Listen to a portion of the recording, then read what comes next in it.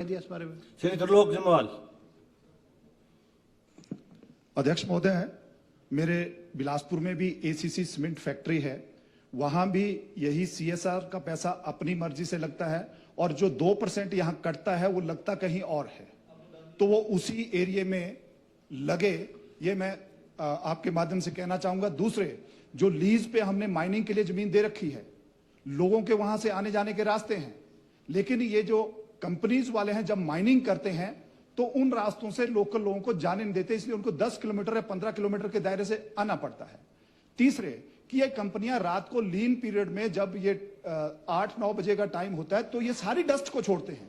तो क्या सरकार पॉल्यूशन कंट्रोल बोर्ड के माध्यम से कि ये लीन पीरियड में कितना काम करते हैं, क्यों हमारे सारे लोकल इलाके में बिजली की समस्या पैदा हो जाती है और उससे क्या है कि सुबह सबके घरों में डस्ट ही डस्ट दिखती है।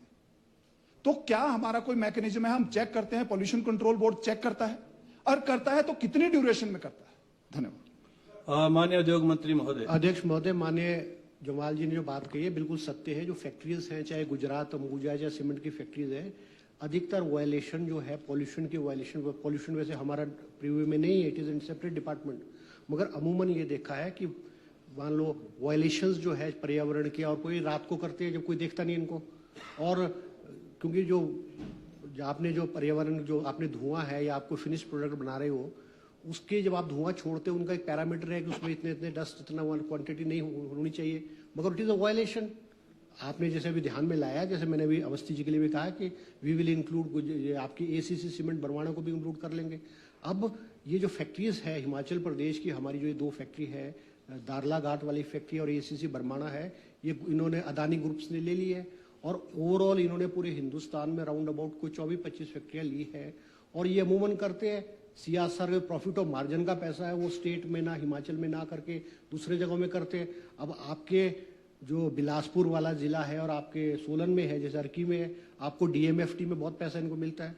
इनको डीएमएफटी में आपके डेवलपमेंट के लिए आपकी कॉन्स्टिट्यूंसी में मेरा ख्याल संजय अवस्थी जी के चुनाव क्षेत्र में कम से कम 15-20 करोड़ रुपए साल का मिल जाता है।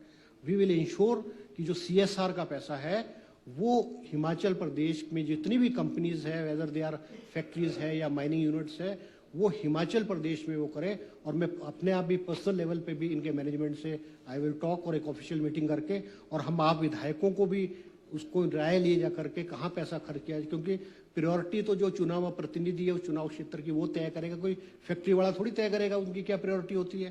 तो वी विल इंश्योर कि इसको हम इम्प्लीमेंट करेंगे।